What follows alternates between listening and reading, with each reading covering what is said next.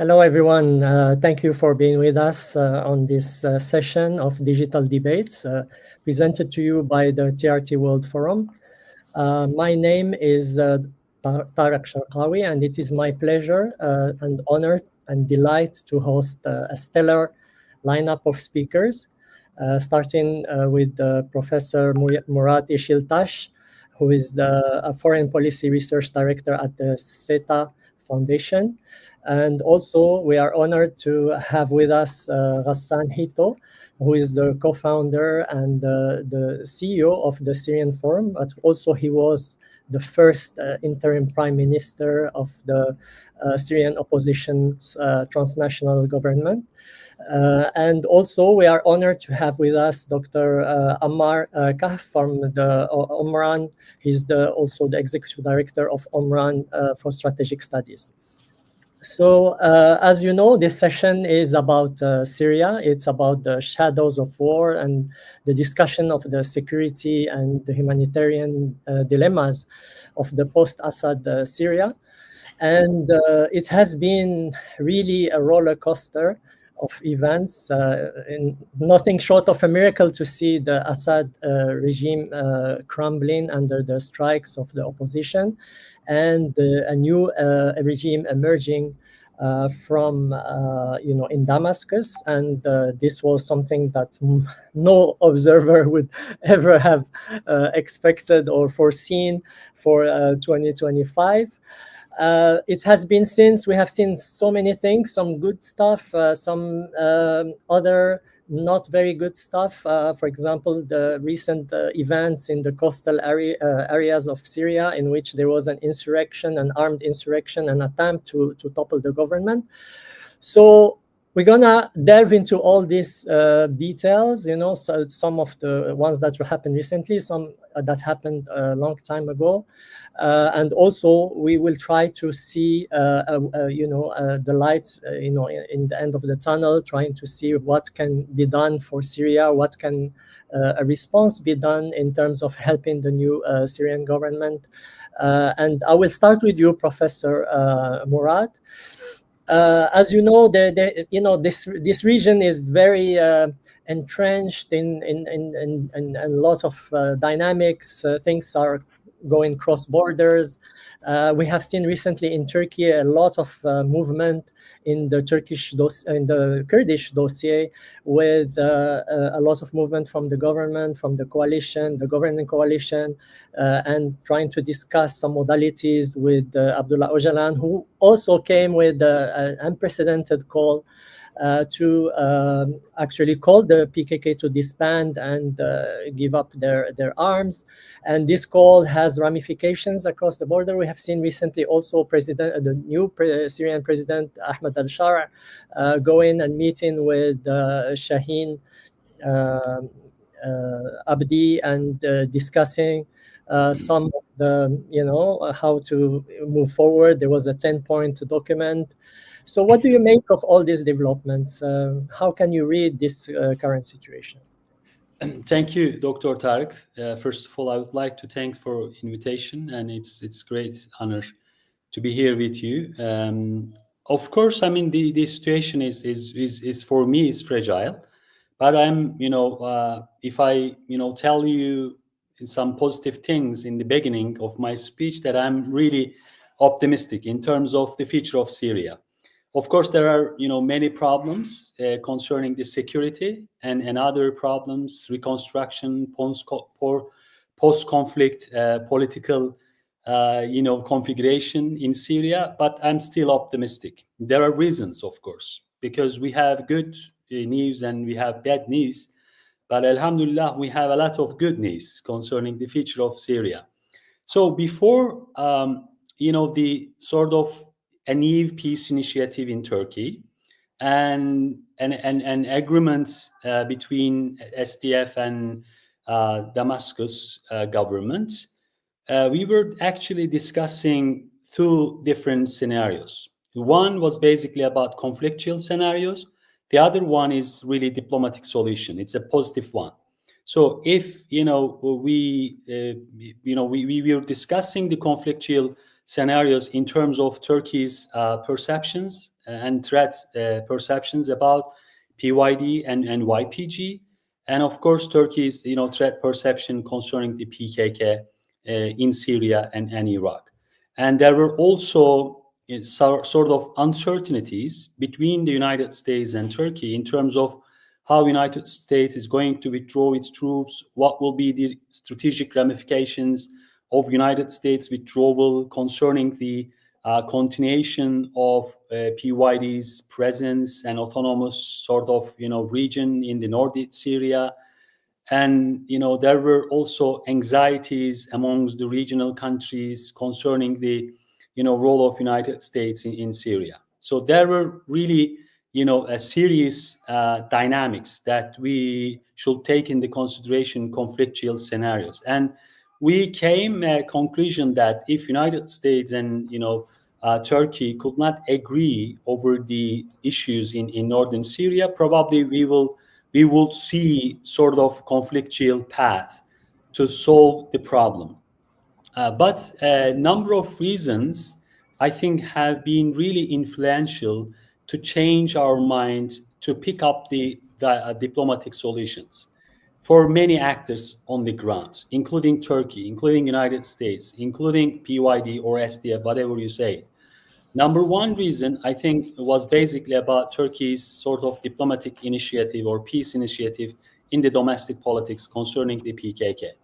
So, of course, we still, a lot of unknowns about how this process will continue in the upcoming months. But now in Turkey, there is an sort of, a good climate in terms of supporting the process and solving the PKK issue in Turkey. So this, I think, good atmosphere and climate and new political climate, first of all, influenced how the YPG think about its presence and its new, role in Syria. So therefore, this, I think, initiative in Turkey is also influencing the situations in Syria. Number two is basically about the post-Assad security and political landscape in Syria. I mean, PYD and YPG are really aware that these situations is not sustainable because of number of reasons. I mean, it's really common to speak about that the PYD or YPG doesn't have a sort of demographic depth to maintain its, its position, its posture in the entire northeast Syria. And the central government is, really eager to maintain, to sustain Syrian territorial integrity. So the regional countries, including Türkiye, are really eager to support the territorially integrated Syria. And the local Arab tribes, the local actors, Arab actors within the SDF organizations are also eager to be part of the central government. So it was not thinkable, it was not possible to think that PYD would maintain, even though United States will decide to maintain its military and political support to PYD. So therefore, they had to decide. They had to decide by taking into consideration the realities on the ground. So there were options. If they really wanted to, choose one of the options, which will be a conflictual scenario, so that will be sort of conflictual path, which ultimately undermine the overall strength of the PYD in Syria. If they really wanted to choose the peaceful way, diplomatic way, so they can be part of the Syrian government. They can be part of the new Syrian state. They can be part of the entire, statehoods of the Syria. So they I think chose this second path, which is acceptable for all the actors on the ground. So now, what will be the potential implications of the agreements, which was reached between Damascus and SDF or PYD? So when we look at the ceremonial aspect of the deal, So we are optimistic that PYD is not eager to show its presence, like by using flags, by using the title of Commander Mazlum Abdi. So he veer the streets and sign the agreement and shake hand with Al-Shara. This is a good step, I think, to show that the PYD is really eager to become a part of the Syrian statehood. So, and secondly, in terms of the details, I think details are important, but the most important thing is now that they accept the continuation of the Syrian state under the sovereign rule, which is really sitting in Damascus. This is, I think, good. Of course, we should discuss the details, especially the Article 4. For me, have some problematic nature in terms of the applicability of the process. If you take into consideration the practical regulations on the ground, such as how PYD, for example, is going to be part of YPG, part of the new Syrian army. Do they have a really command and chain structure? Do they really continue their command and chain structure separately from the new Syrian army? So therefore, we should, I think, discuss, and the actors on the ground, including the regional actors on the ground, should really discuss the security sector reform. I think it should be the first.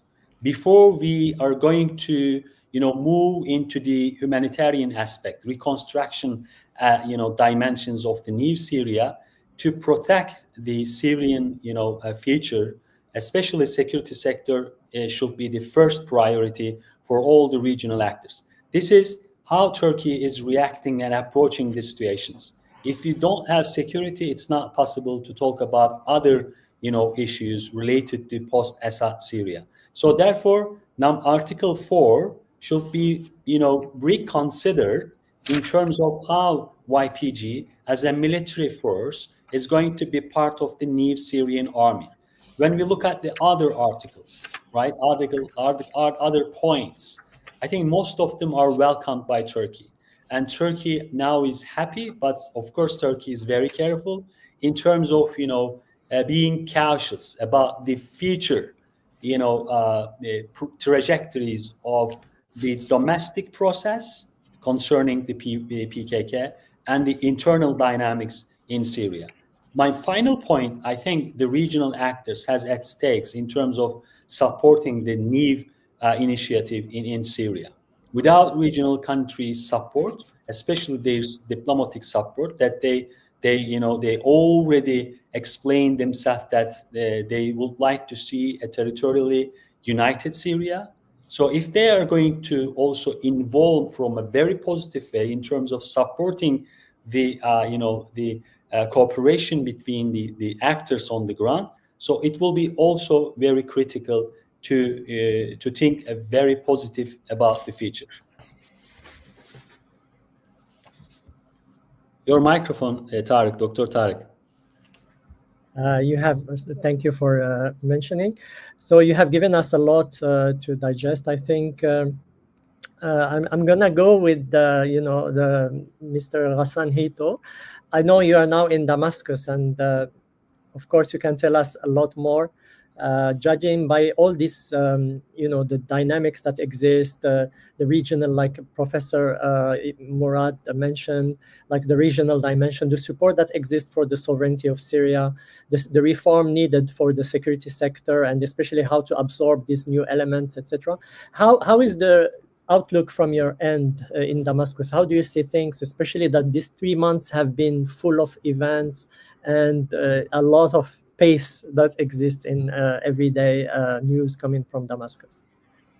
Thank you very much, Dr. Tariq. Let me see if I can divide this into smaller parts. First, I think it's important for us as Syrians, and also for our friends and all those interested in knowing what's going on in Syria, is to note several things that what Assad had left for Syrians is a completely destroyed country. There is no exaggeration in this. In numbers, in the north, we have 2 million people living in camps. This is something that Turkey has firsthand experience with that. 90% of the Syrian people live below the poverty line. There are statistics that talks about 2 million housing units that are totally destroyed. And some statistics, they talk about 3 million. Let's take the lower one. Before the interview, I was telling you, Dr. Tariq, about the cities where I am right now. I am in almost the city central in Damascus. 5 kilometers from where I am right now, you will see city like Jober, like Harasta, like Douma. They are completely destroyed. Jober is 95% destroyed. It's important to have that image as we talk about how we can move forward. So keep that in mind. Assad has really left institutions that have full of corruptions, a central bank that is completely bankrupt. Basically, we know stories and anecdotal evidence and real evidence that he's practically stole all the money, Syrian currency and hard currency and what have you. So he left the country bankrupt. When I visited several ministries and several institutions, clearly you will see that the lack of capacity there. And again, so this is important to note as a baseline for our discussion when we talk about future of Syria. So what I have described in itself is one of the causes of instability. So security, as Professor Murad has said, is priority number one, I think, for President al-Shara, and this is what we have advised him, and I'm sure other friends have advised him with that as well. So we believe establishing security in the country is good. This is where we welcome the agreement with Mr. Mazloum Abdi, Northeast. We look at that as a very positive sign. There's a lot of details, like Professor Murad had mentioned, needs to be discussed. Personally, based on the first point that I have raised, I'm very much interested in to see the details of the additional revenue. Why is that point important? Because Syria is under a lot of sanctions. So we have to be concerned with our local resources to see how we can establish security and start building states and supporting societies. So I'm hoping that the problem in the coastal line will subside and we will have law and order in that area. And it looks like meetings continue in the south. All of these activities are steps in the right directions. The committees that Mr. al-Shara has established for peace building and also for the constitution, these are all steps in the right directions. Going back to my first point, and I'll finish with this, I always like to frame the discussion of future Syria on the Syria that Assad have left for Syrians to deal with. He's basically left us a completely destroyed Syria, and he left us little to work with. And therefore, under the best of circumstances, rebuilding Syria in itself is a very challenging task, let alone the situation that the country that we have inherited from the Assad regime. I'm gonna stop here because I'm sure the discussion maybe take us to other angles as well. Thank you for sharing your insights, and I will move to Dr. Ammar Kaf on this aspect. Like you have heard Professor Murad about the dynamics, the view from the Turkish end, and how security is important. How can the state building and sovereignty and the reform of the security sector are very important. We have also heard Mr. Hassan, he talking about like the dire state of the situation from the Damascus angle, how Assad has left zero institution, he has left a bankrupt country. So what is your take from like a think tanker like yours? What do you see and what is important for you right now? Well, I mean, obviously, so many files at the table, and starting from security. Again, thank you very much for TRT World for hosting this important discussion. I think, as my colleagues have mentioned, number one has been security to first of all unify the Syrian territory again as one of the objectives in the last 100 days of this new Syria. And within that, you see pockets of instability, pockets of insurgency, of rebel loyalists, armed criminals. Actually, I would not call them even loyalists, as thugs and criminals who have taken human shields in local communities, and have caused a complete chaos in that sense, and ambiguity in how it works. Now, the challenge of SSR of bringing also monopolizing the use of force within the new Ministry of Defense is seen as a challenge. It's not a quick decision to be made. There are so many aspects within them. There's a new doctrine that needs to be written and drafted and taught and retaught over and over in the academy, and graduating a new breed of Syria's new military that are loyal to the country and would never shoot at people and would never even transgress into the public sphere in that sense. So re-establishing a new vision, a new perception of the military is important as well. And it's not an easy task. It's not something that you can, so far, what has been happening in the last 100+ days is that it's a consolidation of power. It's not a DDR or SSR, meaning disarmament or demobilization or reintegration. It's more of a consolidation of at least unifying the reference point for all armed groups. And there is a lack of funding. I mean, you reorganize the military, but how are you going to pay for their salaries?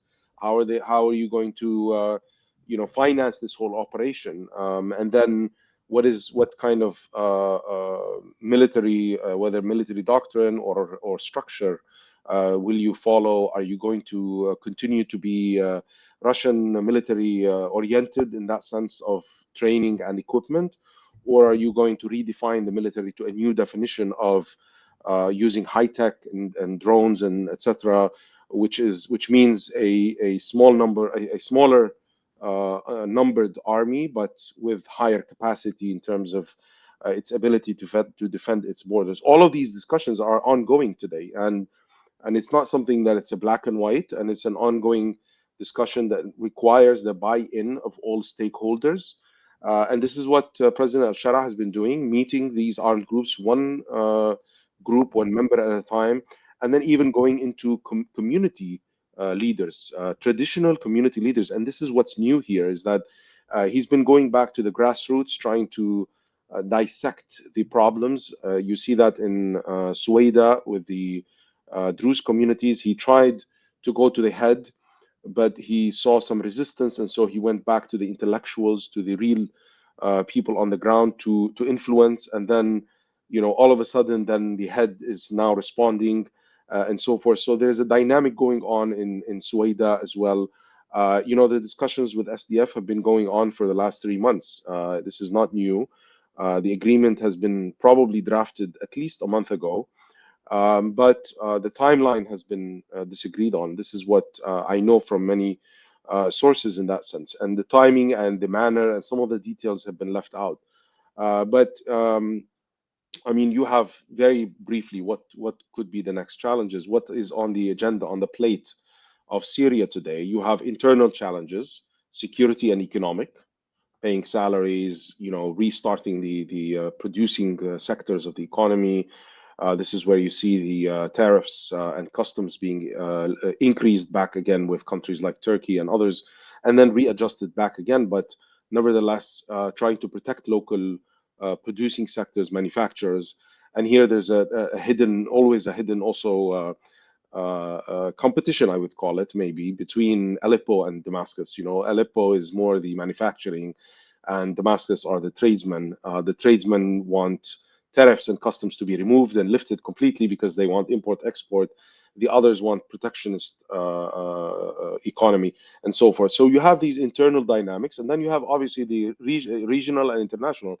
And here, I think one of the great things is the initiative by regional countries like Turkey, Jordan, Iraq, and Lebanon with Syria to establish a kind of a regional coalition for stability and for countering terrorism and ISIS, and ensuring that when the United States leaves, at least it may leave a small base there or so, but it will probably leave out politically and continue to focus primarily on Israel, which is the second challenge for Syria today. The occupation of Syria, the advanced occupation of new territories in Syria, as well as the threats by the Israeli PM saying that he would not want any unified or strong Syria, and that Syria needs to be weakened, and that the southern parts are to be prohibited from having any military bases. I mean, those are threats that have been made, as well as his white paper in Washington, which promotes the division of Syria into 4 parts. So all of those are these external. So in a way, the decision maker in Syria today is dealing with so many files at the same time, but also dealing with historic issues like what Mr. Hito mentioned, these historic issues that we have grandfathered on our plate that also make it much more difficult to deal with a divided Syria, civil peace that is very, very challenging, to say the least. No matter what you do, you are doomed wrong. So you have to, you're like stepping on mines in that sense, whether you support this party or that party or this or what's happening. No matter how careful and politically correct, it's a very fine line, and this is where true leadership comes out.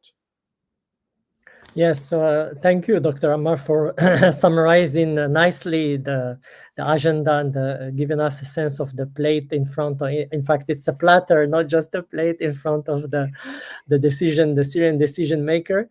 So I'm gonna go back to you, Professor Morad. I want to know. There is one point mentioned by Dr. Ammar that was very, very interesting, which is the magnitude of the task in front of the decision maker, but there are some good aspects in the sense that there is solidarity, especially from Turkey, from some other friends, and the fact that this new administration in Syria is very different than what people have expected, because people expected something like another disaster from the Arab Spring era, where you have people coming to power and committing like massacres and doing all kind of mistakes and blunders. Now this time we've seen more rational leadership, and we have seen also a more keenness to engage with the neighborhood, with the friends. I heard that the new Syrian administration has something like 300 met something like 300 foreign delegations in 2 months, and made like a lot of. We remember the trip of Mr. Al-Shara in Turkey, and the one he did to Saudi Arabia. We also remember, for example, how the foreign minister Al-Shaybani went to Davos, which is not like really his cup of tea, but still he managed to get his way through.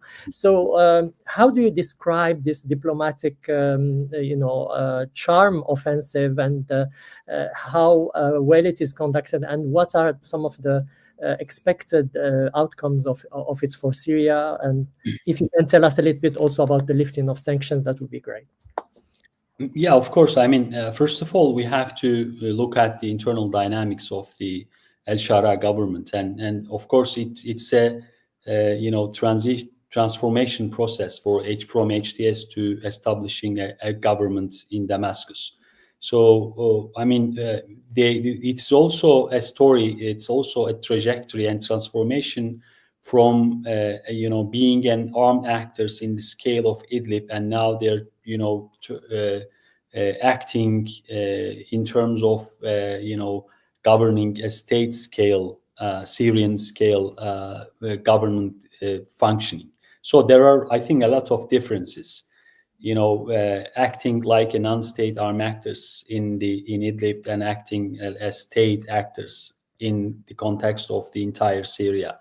So therefore, as you rightly describe it, they are not only rational, they are also very pragmatic, because there are a lot of concerns. There is a lot of limits for the new government. So they know very well that they should engage, first of all, the diplomatically to the regional actors. I think Turkey is playing a crucial role in terms of pushing the new government in Damascus to approach the regional actors, because the recognition is really important. The external recognition, especially from the regional actors, is key factors to establish a central authority in Damascus. Of course, there are a lot of internal dynamics in terms of preventing, to establish a sustainable political order in Syria.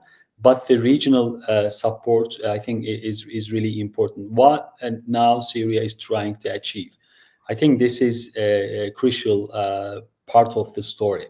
So if they can, the new government, if they can convince the regional actors, if they can change the perception of the regional actors towards the Damascus, so then they can really and easily focus on to deal with the domestic and internal challenges, to overcome the internal challenges. I think we have a new geopolitical landscape after the fall of Assad regime that we have to, totally think differently compared to the previous era. Now Syria is, locating itself in a new geopolitical environment. Assad has gone, and the new Syria emerged. And the other regional actors, I think, are really aware that they have to also engage with the new Syria. It will not be the Syria like the previous era under the Assad regime, but it will be a Syria under the new government and new dynamic. If they don't, engage from a constructivist way to support the new government in Syria, so there will be also another, potential insecurity wave for all the neighboring countries that cannot overcome easily. So I think this is, therefore, the regional countries, including Turkey, are also rational and really pragmatic in terms of designing their policies towards the new Syria. Well, that's a great explanation, and delving into the details of how the perception management is happening through the diplomatic initiatives, and how Turkey stands with the new administration. In fact, many of the people I talk to who are from different Arab countries, they say, we wish we had like a neighbor like Turkey. We would have done situation very differently, like in other countries, that were unfortunate in the Arab Spring uprisings. So I'm coming back to you, Mr. Ghassan Hito. Mr. Trump has this kind of label of being a deal maker. He wants to project himself as a deal maker. He wants to do peace everywhere. Right now he's talking about that. But we have a sense that the real deal maker is Mr. Al-Shara. He's going like to the south, to the northeast, and trying to strike as many deals as possible. So what is the drive? How do you see the situation?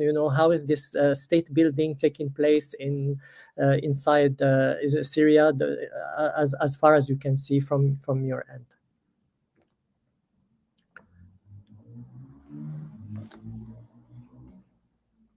I think your mic is off. Thank you for pointing that out. Sorry about that.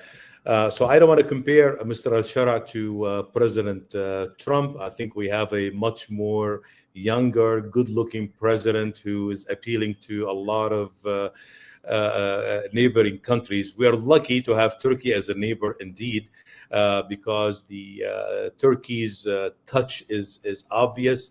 It has been great for the Syrian people throughout, the last 13 years or so.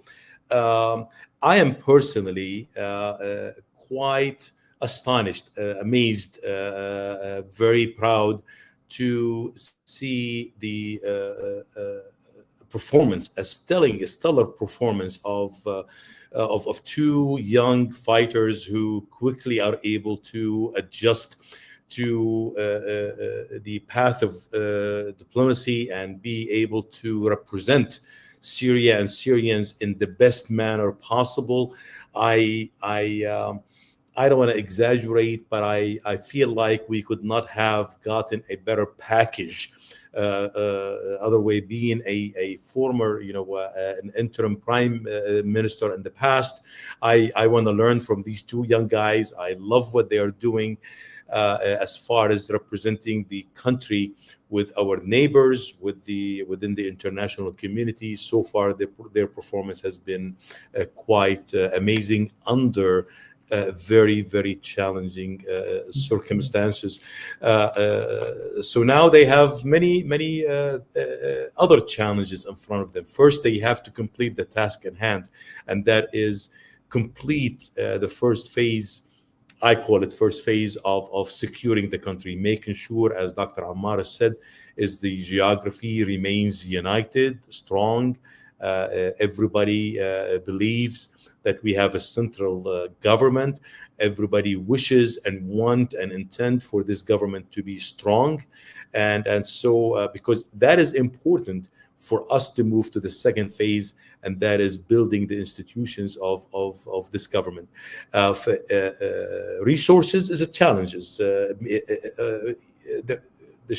President Sharahi has major resources challenges in terms of financial resources and in terms of humanitarian resources. And the first one, I think, is obvious for everybody due to sanctions, due to the lack of income from the oil and lack of income from pure or poor exports or no exports at all, etc. But the human resources is a major challenge, and I want to dare and speak about that here because it's important. Mr. Shara, I think he needs to expand his scope to include others into this government, and I do understand and realize and respect actually one who had come from a close-knit group who had governed Idlib very tightly, produced a model that was admired by many, and now he has an entire country that is much bigger than Idlib. Has Damascus itself is as a city is challenging, let alone Aleppo, Homs, Hama, Deir ez-Zor, and Idlib and the north, as you know it, and what have you. There is not enough resources in his close-knit group, right, that will cover the bureaucracy that is required to manage the country. So I think his one of his biggest challenges is to move quickly to a path of inclusivity, create a white list of people that he trusts, people that he believes that are patriots like himself, and can and be comfortable with him being on his side and working together to build the state institutions. So I do see this as one of the internal challenge. Well, taking this point further, I want to have your thoughts, Dr. Ammar, on two things: the lifting of sanctions, because if it happens, it's going to be something really important for the country. What are the impediments and what are some of the possibilities? And on the second one is the formation of the government. What do you see? How can it be a good, kind of lineup of ministers so that everybody can be on board? Well, on the issue of sanctions, I think we ought to map out first what are those sanctions. I mean, you have European sanctions that have been lifted about 2 weeks ago. Some of them, not all, but some of them have been completely lifted, including the central bank. But I think the number one sanctions that hinder all compliance and banks in the world are the U.S. sanctions, the bilateral, the solo sanctions done by, not the bilateral, the unilateral actually sanctions by the U.S. I think those are very deep and go back into 1979. As well as 2005, 2006, and then 2011 throughout the 2025. The renewal of Caesar Act was done after the fall of the regime because it was attached to the defense bill. Those sanctions, most of them are acts, laws passed by Congress, which requires the agenda of Syria to be a #1 issue for them to take it to the floor of voting and for them to write a draft appeal or a renewal or a revival or a review of this. And so that makes it very difficult. Not only the vote, but also to make it relevant for policymakers in the US or even important on the table. Let alone the defamatory campaigns that are taking place now and even before that, those are quote unquote Islamic jihadis, and then see them, the tweet by Elon Musk about massacre of Christians and so forth. I think those are problematic. I know the signature of the agreement kind of calmed things down, but nevertheless, and the messages are positive by the State Department after the agreement with SDF. But of course, there are still a lot of challenges. And so without the lifting of sanctions, I don't believe that there will be a large scale mega reconstruction or recovery. I think the recovery process will be long and on stages. There are gaps, there are ways to adapt, to find special licenses, permits, exemptions. This is where we look forward to both the president of Turkey as well the Crown Prince Mohammed bin Salman in Saudi Arabia to put pressure on the US using their bilateral relations, and as well as the Gulf countries, the GCC countries have a lot, Jordan have a lot of stake to say that they can be regional guarantors, that such exemptions and such permits will be used legitimately.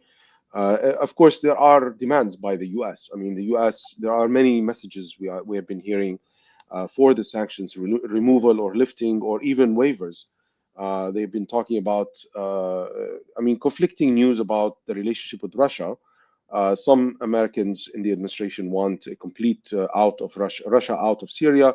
Others say that no, in fact, Russia is a guarantor for Israel's security in Syria. And so there are two opinions here. But the other is the issue of weapons, chemical weapons. And the #1 is perhaps the issue of ISIS and terrorism, and whether the new administration in Syria can provide those guarantees. Now, and above all, I mean, the US looks at the region from the very small angle of the security of Israel. I mean, define it as wide as you want or as narrow as you want. But nevertheless, that's the US administration. The positive thing is that Syria is not yet on the top agenda of the US. So this is where regional actors can actually maneuver and find ways to get through.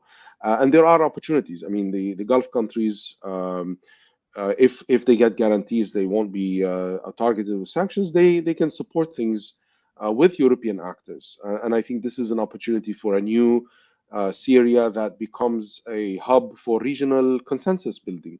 So Syria is no longer a place of tension between countries and polarized, this pole against that pole. But in fact, Syria becomes a way for regional actors to work together and to ensure regional stability, because anything that happens in Syria quickly goes beyond borders. So I think this is my comment on sanctions. It's a long way. And we at the both Omran Center, the Syrian Forum, as we are one of the programs of the Syrian Forum, have a technical working group on sanctions in the US as well as in Europe, to engage with experts and policymakers and to really define what does it mean when they say they want Syria to be more inclusive. Define that. Inclusivity is a very broad definition. I think that Syrians want Syria to be participatory. I mean, one of the things on Syria, when you talk about government, the new government, and I mean, governance is not only a horizontal governance. I mean, you have or even vertical meaning just the state in Damascus. We need a central state that is strong.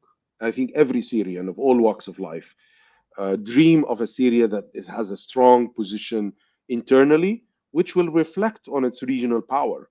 When the government of Syria stands up for any Syrian being humiliated in neighboring countries, I think that makes Syrians proud, and that's something we as Syrians haven't witnessed for the last 60 plus years, even more.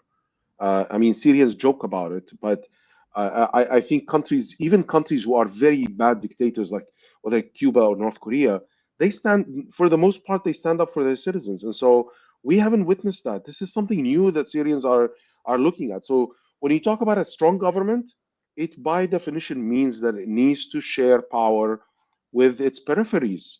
Damascus is very isolated from the coastal areas, from Suwaida, which is very close, from Daraa, and the only way is to empower local communities to be part of the central government.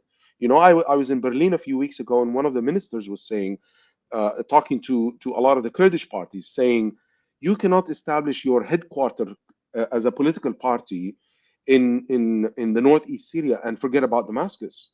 Damascus is where politics is, although politics needs to be distributed across. So, I mean, some people call it decentralization. I call it a more participatory sharing of powers and authorities that local governments, local entities, governing bodies should be empowered by the constitution, not by a grant from a president or a law that is passed, but by constitutional that should allow them to have some form of an autonomy within the unity and territorial integrity of Syria. Within this overarching principle, there are so many a spectrum of options that you can allow local communities to govern and to be part and to participate, not only in the peripheries. Otherwise, you will have very weak state and very fragmented islands of success. You don't want islands of success. You want a strong center with the peripheries that are attached to it, but are equally strong, so that they could do a balance and checks and balances. This is where you need governments that is vertically strong, and I think the next government, I mean, I'm not going to be very flowery about it. At the end of the day, they will select a set of ministers that represent different, perhaps different elements in the community components. But nevertheless, also, you know, the group that is led by Mr. Ahmed al-Shara also has internal dynamics that they have to also please and cater to. And so let's not raise our expectations too high. Absolutely. Thank you for this detailed analysis. Now, I'm going to come to you, Professor Murad, with the American side of things. How do you read the the U.S. approach to Syria? How do you read also Israel, who has multiplied the provocations unnecessarily, because the new Syrian administration didn't provoke Israel in any shape or form? So how do you read this outlook? I think there is a mutually constitutive relationship between United States perspective and Israeli perspectives towards Syria. So I think United States can't decide about the future of Syria and its engagement and its new strategy vis-a-vis Syria without taking into consideration the Israel. So there are a number of reasons behind this, I think, calculations. So first of all, I think Israel, you know, because of the post-October the 7th political and security landscape in the region, is thinking that Israel has an upper hand in terms of deterring its neighbors, countries, and its adversaries. I mean, so-called, for Israel, adversaries on the ground. So, and in Israel, I think now thinks that Iran, and weakening Iranian position and influence in Syria, is providing greater opportunity to Israel, not only to, you know, improve its influence in Syria in terms of turning Syria to a weak state, fragile state, a collapsed state, as Netanyahu, Prime Minister of Israel, repeatedly, you know, explains the Israeli position that Israel would like to see, doesn't want to see a strong Syria. And in this context, I think the future of Syrian army and what kind of Syrian army will be the case is really important for Israel. And the second point is that Israel is really, you know, trying to influence the U.S. decision makers in concerning the situation in Syria. So in the beginning, they had different priorities. Convincing United States that ISIS, will continue its threats in the region. But now they have, I think, different priorities because of the agreement which was signed between SDF and Damascus. And as you know, I forget to mention that their commitments, SDF commitments, PYD's commitment to fight against the ISIS-like terrorist organization on the ground with the Syrian government, which is, I think, makes a huge difference in terms of influencing United States U.S. decision makers on the ground. So what Israel is trying to do is to change the United States idea about Syria. Probably Trump has already an idea that United States should leave from Syria. But the thing is that how Israel is going to influence United States decision, because United States, this is a mutually part of the story. United States is looking probably to Syria through the lens of Israel. I think this is the most problematic aspect of the situations on the grounds. So if United States will decide by taking into consideration, exaggerated security concerns of Israel, which might be emanated from Syria, then Trump will have a different policy options on the ground. I agree with Dr. Ammar that United States, one way or another, one reason or another reason, will leave from Syria, but they will consider to maintain their support to Israel, to have sort of upper end, to have strategic leverage that Israel can use whatever Israel wants. I think this is a blank check for Israel, which is given by United States. Well, that's but pretty scary. Yes, that's the scary part of the story.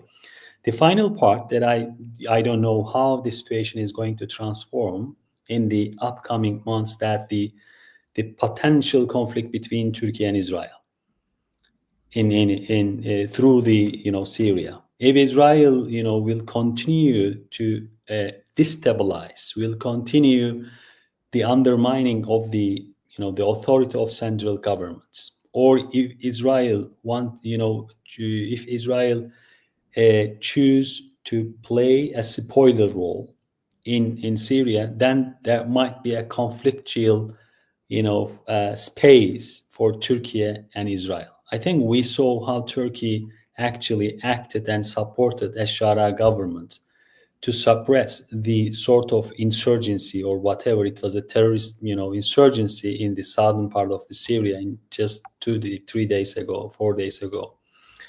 So I think this is showing us that there's sort of dynamics and grievances on the ground that Turkey and Israel can conflict against each other because of the Israeli spoiler role in the region. Number 4, this is my final point, is that Turkey-US relations. Just 2 weeks ago, I was in the United States to participate at a closed-door meeting about the Turkish-American relations, that there isn't sort of optimism in terms of recalibrating Turkish-US relations, because there are tactical and operational problems on the ground in Syria, which is one of the key problems between two countries. So it seems that they can easily overcome the Syrian issue, the Syrian file. And because of the number of reasons concerning the post-ceasefire era in Ukraine and Turkey's increasing role in the European security architecture, there are many potentials to improve the US-Turkey relations, which ultimately paved the way a change of United States perceptions about Syria. What is it? It's about that Turkey is repeatedly saying that the security guarantee for Israel from the new government in Syria, I don't think that a Shara government has sort of agenda to undermine Israeli security. If Israel is, if Israel don't do anything concerning to undermine the Syrian government, then Turkey will be the key actors on the ground to prevent sort of insecurity wave, which might, emanate from the Syria against Israel. So I think United States is sort of ready to accept that Turkey's role in the new Syria, that the new Syria will not be a threat for the regional neighboring countries, which has been already mentioned by Ashara himself. Well, I think you raised very important points. Thank you for sharing them. So as you, Mr. Ghassan, about the humanitarian situation. I know you come from an NGO background. You have a lot of experience working with the humanitarian sector. What can be done to help the state? What can be done by the international community, by the Friends of Syria, to help in terms of humanitarian aspects? If I may, before I jump into this question of humanitarian, I just want to add a couple of comments into what Professor Murad had said. Let's remember that the stability of Syria is a stable Syria. This new Syria that Professor Murad has talked about, a stable new Syria is important for the entire region. So Israel is misguided by pushing the agenda of destabilizing and undermining the stabilization of Syria. What we need in Syria right now, give Mr. Al-Shura an opportunity, a guy who is basically given us a gift. Iran is no more in Syria, and his group actually, among other groups of Syrians, have shown that they have fought ISIS effectively in the Idlib region. They need an opportunity to build a professional army other than these different military groups. An army will provide security both for Syria and for the region. Several military groups will basically are major factors that will feed into destabilization. So I hope Israel realize that it's totally misguided in its approach, and I hope that Mr. Murad had mentioned, that Mr. Trump and the American administration will see that the new changes based on these new agreement that had happened between Mr. Shara and Mr. Mazloum Abdi will provide maybe a new agenda and a new outlook. Back to humanitarian, we are in a very, very difficult situation. In my opinion, if I were to put and rank risks that Dr. Ammar has mentioned earlier in this conversation, I would put the issue of hunger, the issue of food security is on the top, on the highest risk that faces Syria today, and we have only few months, maybe several months. I don't know how long people can tolerate the situation. Poverty is really obvious. It's staring us in the eye when we talk about 90% of the Syrian people living below the poverty line. This is something that you see, except for few neighborhoods in Damascus. But if you go outside of these neighborhoods, it's very, very obvious.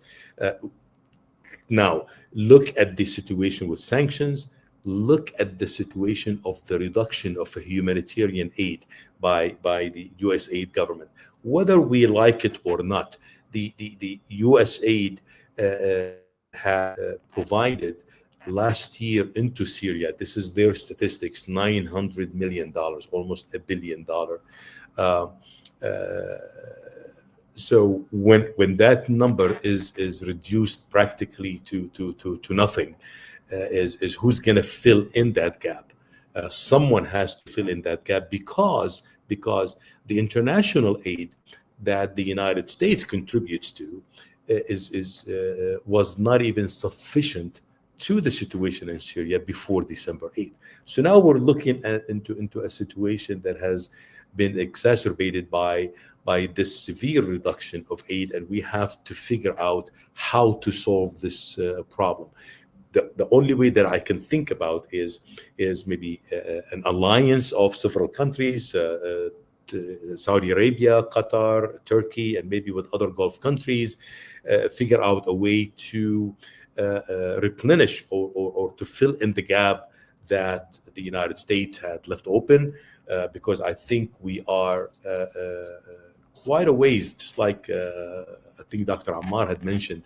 We should not have an expectation that these sanctions and the reversal of the U.S. decisions to happen overnight. I think it will take time, but until then, we have to look at the situation as a major risk into the stability of Syria, and the humanitarian issue will undermine the issue of security that we have talked about as a top priority. And I think we're looking into a major challenge that's ahead of us. But in a nutshell, the statistics that we used to talk about before December 8, in terms of number of people in camps, in terms of number of schools that have been destroyed, in terms of number of students that don't go to school, in terms of the percentage of people living below the poverty line, they're the same. Nothing has changed in the last 3 months. The situation continues to be dire, continues to be the same. And now with the severe reduction of aid, I think the risk that humanitarian issue is one of the highest risk that Syrians should look at. Mr. Al-Shara should look at, and also our neighbors and friends should also consider that very seriously, so we don't lose this huge opportunity that we were blessed with, a liberated Syria. And part of the preservation of what we have in our hands is to ensure that we don't regress and because of the severe cut in humanitarian aid. Well, gentlemen, our session is coming to an end. Thank you very much for sharing your insight. We tried to cover many aspects, including the security, diplomatic, humanitarian, governance. So thank you for sharing your insight. They were very, very insightful and very informative. I would like to thank again Professor Murad Yeshiltash and Mr. Ghassan Hito, and also Dr. Ammar Kah for participating to the digital debate session brought to you by the TRT World Forum. Thank you very much, gentlemen. Thank you. Thank you. Thank you.